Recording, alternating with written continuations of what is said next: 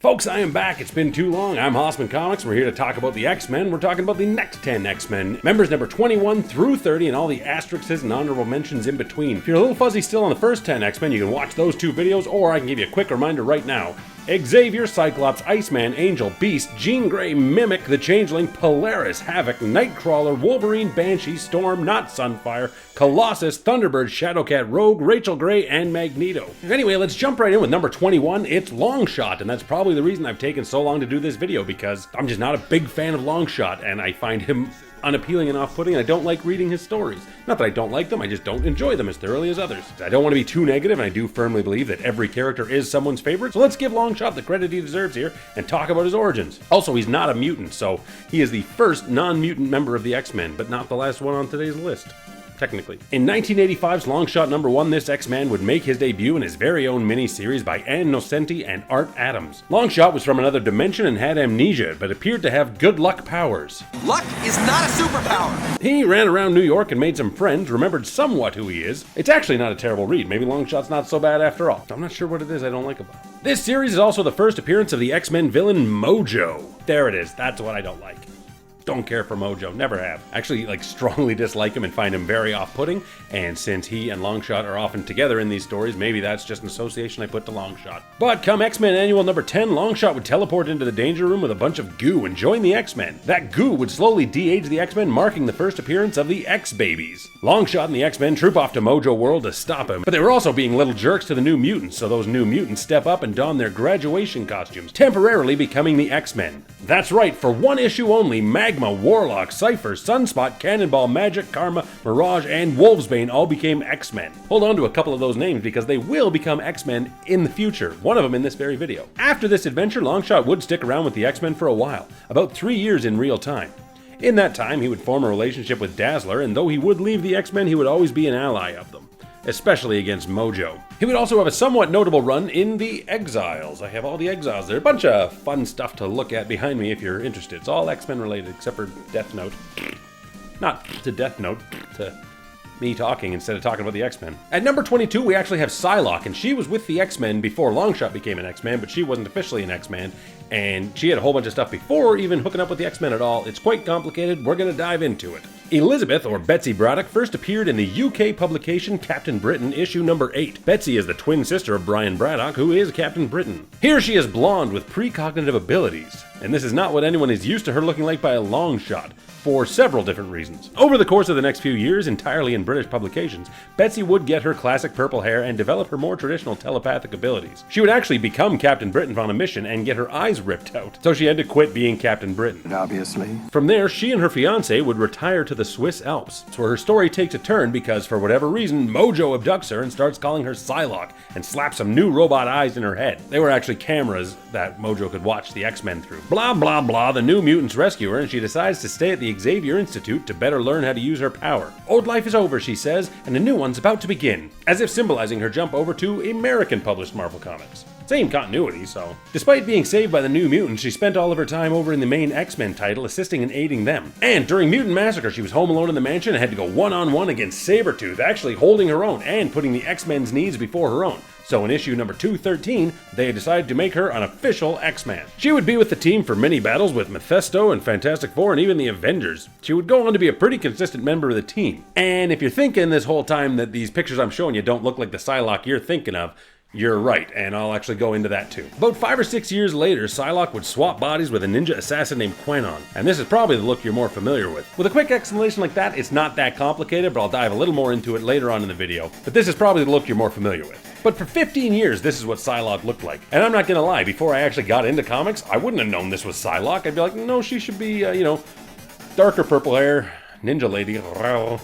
Everybody knows Psylocke is hot. I'm not gonna deny it. But yeah, this was the look she had for almost 30 years, and now she has switched back to her original look, taking up the role of Captain Britain, and I believe she's in a relationship with Rachel Summers. Hubba. Anyway, that's enough about Psylocke. We're going to talk about number 23, one Alison Blair, the Disco Dazzler. I've actually thought about making a video about this on its own. Every one of these could be a video on their own. You guys are so lucky because I'm giving you all these here at one for the low price of nothing. The low price of hitting a like? Hey, there you go. Hit the like button for all my efforts.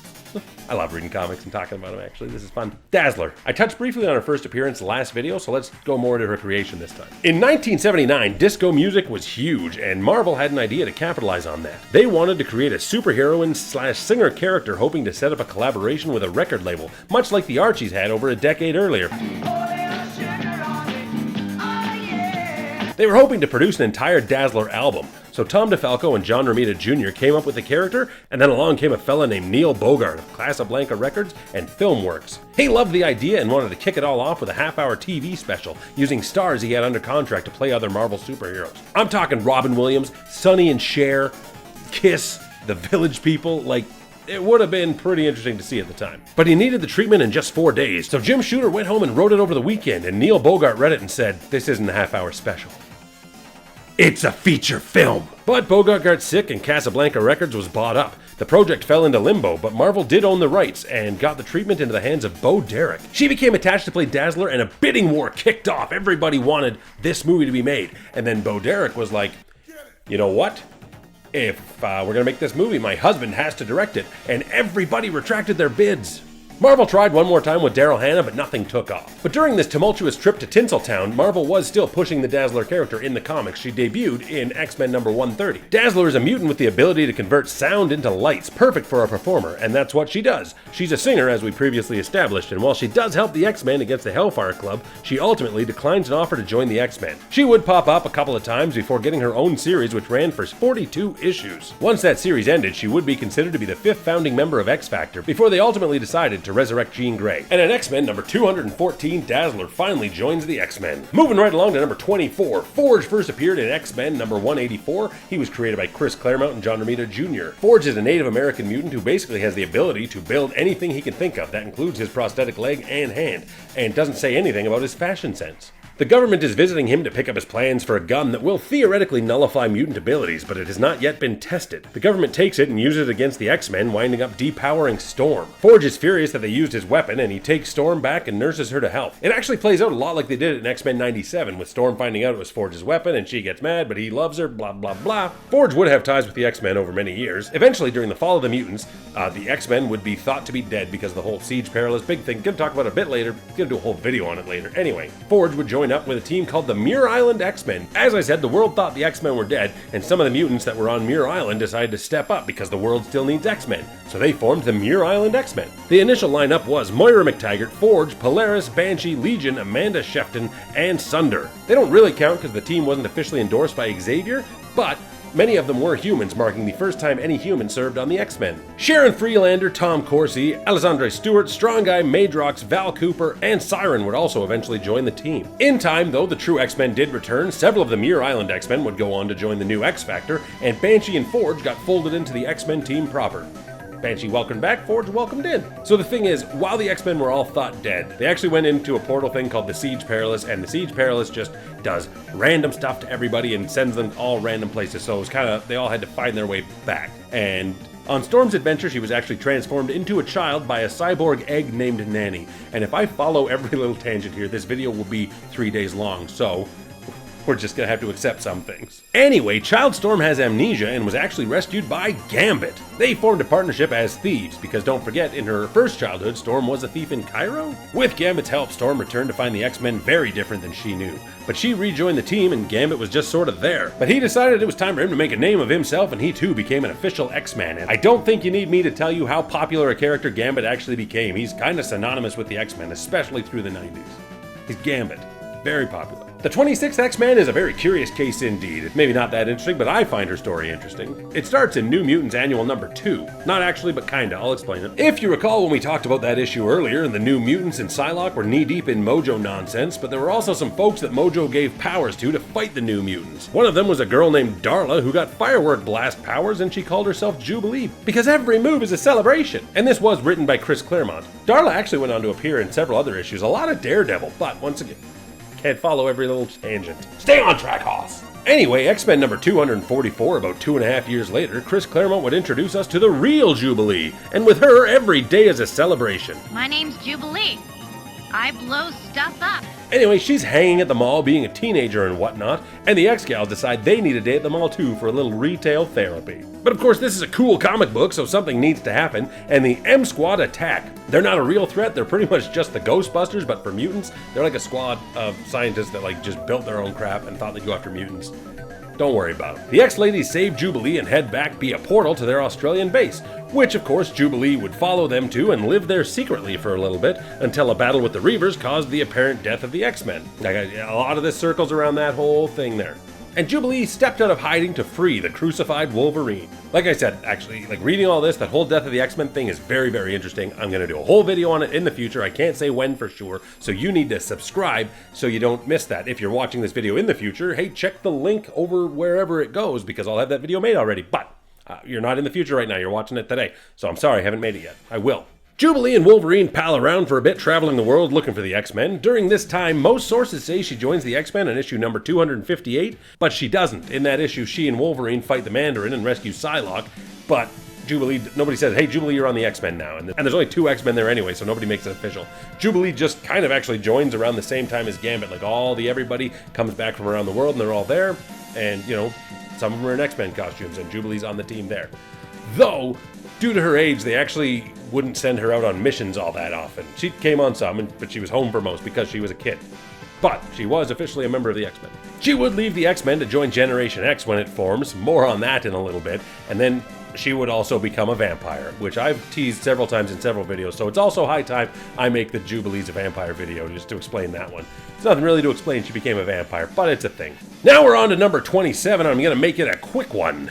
In Uncanny X-Men number 282, John Byrne and Whilce Portacio created Bishop. He was from the future where he was a member of the Xavier Security Enforcers, or the XSE, and he came back to the past and joined the X-Men. He can absorb kinetic energy and blast it back. He also carries a big gun. Boom. Can't drop my mic, it's on a stand. Here's another complex member that only the X-Men could give us. It comes back to the whole Psylocke thing. Remember when I talked about her swapping bodies? Okay, good. There's publication issues, and writers weren't really paying attention to writers. Like when originally she went through the Surge Perilous, she just lost her memory, and then Mandarin or somebody put a goo on her that changed her to an Asian woman to hide her appearance. But then also people said that she swapped bodies when she went through the Siege Perilous. But then also, in this one, it says that she swapped bodies directly with somebody. And that's the accepted canon now. She swapped bodies with this person, Kwannon, who was an Asian assassin. And they had 2 minds in the same body, but Betsy Braddock is the prominent mind in both of them, but she was out of commission in the other body. She shows up in Betsy's original body and says, I'm Betsy Braddock. And Psylocke's like, what? But I'm Betsy Braddock. So, as I said, they both ended up being equal parts Betsy and Kwannon in each body, so neither of them were technically wrong. Kwannon in Betsy's body took the name Revanche and became a part of the X-Men officially for a little bit, and then she cut out her robot eyes and left the mansion and died of the legacy virus. Though she would also return years later, swap bodies back with Psylocke and take on the name Psylocke and still be a part of the X-Men. Okay, we're down to the last couple of X-Men, but I actually have a couple of asterisks to talk about too, so the video's not quite over. So let's keep plugging away, hostages. Remember earlier when I talked about how I'm not really a fan of Mojo? Like there's actually 3 sets of bad guys that come across in X-Men comics. I'm just not a fan. I don't like Mojo. I don't like when the X-Men are fighting demons. For some reason, I'm just not a fan of the Phalanx either. Though the Phalanx is growing on me more than the others. The Phalanx took over the entire X-Men team in Uncanny X-Men number 316. Banshee stops by the mansion and eventually notices that something is not right. Fortunately for him, both Sabretooth and the White Queen were captives of the X-Men at the time.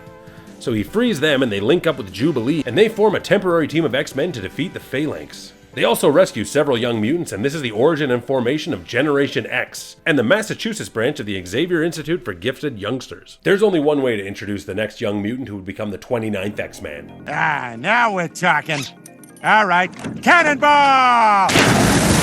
You know Cannonball, aka Sam Guthrie. He was one of the original New Mutants, created by Chris Claremont and Bob McLeod. Sam was actually working in a Kentucky coal mine when a collapse caused his powers to manifest. Like a cannonball, he was able to propel himself through the rubble and into freedom. He joined the New Mutants and was actually the co-leader. Then he became a founding member of X-Force and Cable's second-in-command. But in X-Force number 44, Sam was graduated up to the X-Men. He was on the team for a little while, and the only real thing he did of note was defeat Gladiator. After a short run, he would return to lead X-Force, and eventually he would become an X-Man again, and even an Avenger. The next member of the X-Men didn't officially join, he was just a technicality. In 1995, the entire universe ended, and in its place was born the Age of Apocalypse. But the X-Men of that world fought to undo it and set the universe on its proper path. But the Hank McCoy of that world, known as the Dark Beast, would act in self-preservation and hitch a ride into the main 616 universe. And in X-Men Unlimited number 10, we see Dark Beast learn everything he can about the real McCoy, and eventually he locks Beast up and takes his place in the X-Men. So technically he served on the X-Men for a bit, in Beast's place. I just realized now I could have put a Beast action figure up here, and then when I talked about Dark Beast, replaced it with Dark Beast, and then when I went back, just put the regular Beast figure up and not mention it, but I'm not re-recording the whole video, so sorry. Anyway, there's only one last member to talk about today. It's number 30, and it's Joseph. Nobody liked Joseph, so you guys stay hossy, and I'll catch you in the next video. Okay, fine. Talk about Joseph. First appearing in X-Men number 46, we just see a dude, and we're left to believe that he is Magneto. An amnesiac de-aged Magneto, but Magneto. Of course, he joins the X-Men, but really this was all right as Onslaught was kicking off, which I think isn't the best time to be introducing some new character or new plotline, because everybody's focusing on Onslaught. Nobody cares about your subplot with Joseph. I'm not sure exactly when it was revealed, but he was not the true Magneto. He's just a clone, and his entire role on the X-Men was to drive a wedge between the romance of Rogue and Gambit. He would die saving the planet in an event called the Magneto War, and no one was really upset by this. But decades later, he would be brought back and killed, and then brought back and killed again. There you have it, folks. You have every X-Men who joined from 21 to 30, spanning from 1986 to 1996. The next time I visit this series, we're going to talk about the next 10 X-Men that would join, and they're actually all within 4 years of each other, so we can really just pack it in there, you know? One of them's going to be Maggot, so that's fun. But yeah, be on the lookout for that video sometime in the future with every other worthwhile video I do in between. You lovely hostages, just have a wonderful day and stay hossy. Oh, sugar, sugar, do-do-do-do-do-do, you are my candy girl, oh, and you got me wanting you. I just can't believe the loveliness of loving you. I just can't believe it's true. Oh, pour a little sugar on it, honey. I was going to put an actual clip of the Archies in there instead of that. That was too long of a tangent to leave in the middle of a video. Put that at the